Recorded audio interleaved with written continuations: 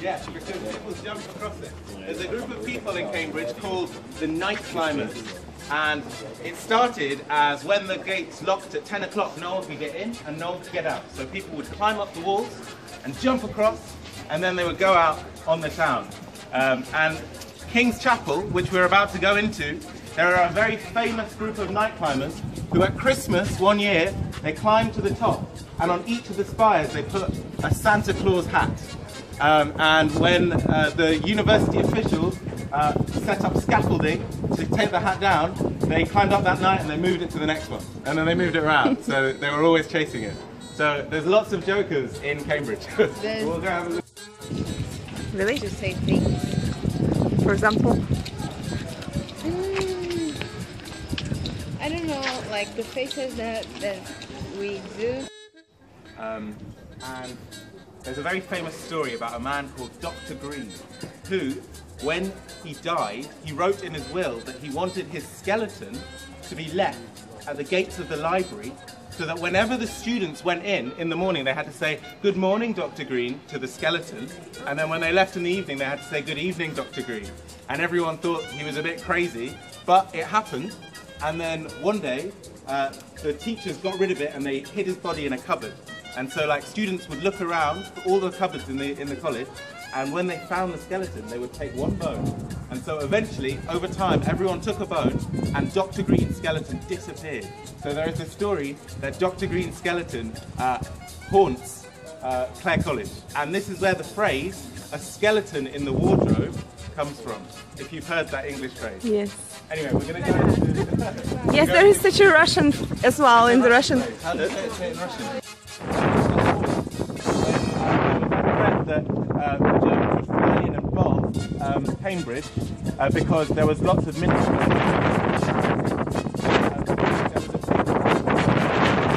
Removed all of the stained glass windows from King's Chapel so that they would not be smashed. And then after the war was over, they put them back. Built over 20 or 30 years.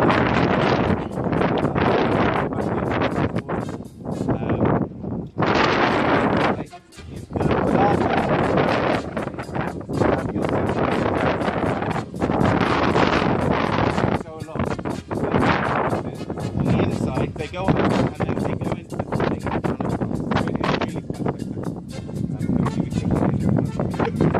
I'm running out of things to say.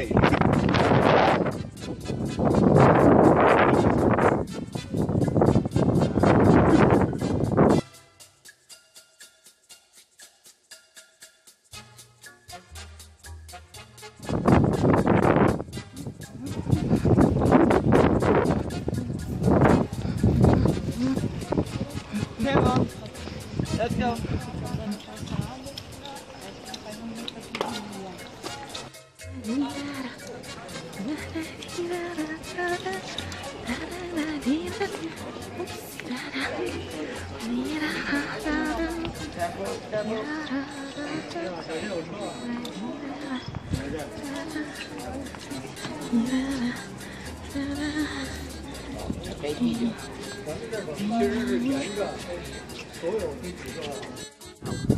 And what they knew, but no one else knew, is that if you take a cow at the top of the stairs,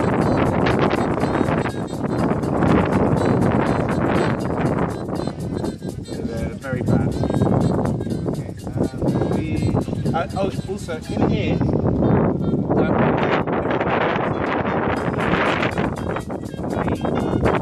and the Mabel.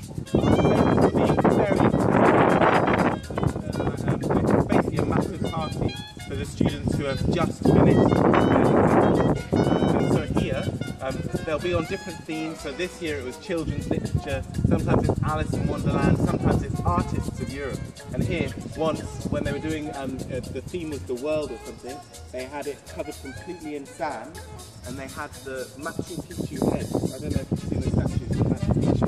They had them dotted around it, like, obviously not the real ones, but like they made John's play ball because I was playing the guitar in this court, so that was quite fun. I go across the bridge to go to their lectures, which is not as bad. So yeah, it was a very beautiful bridge. It was far too small to film, to have a big filming crew all the time. So what they did was they brought the filming over here because John's, as you can see, is absolutely massive.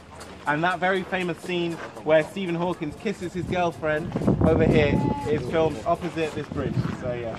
So what's his name? I don't like it. Anyway, he has stood here.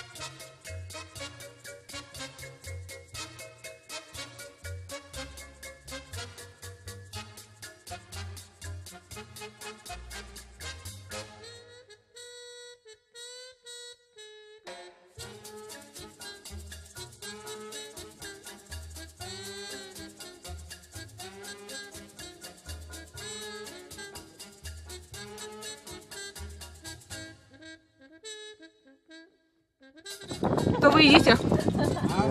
Зубодробилку. Что это Я такое? сломал. Это, короче, конфетка, которая крошит бетон, но на этот раз бетон победил. В том году конфета победила железо, дерево и бетон. В этом году. Ну-ка, Бетон покажи победил. язык, покажи. А, я вижу, что на О, боже! Данил, покажи свой. О, господи. Look.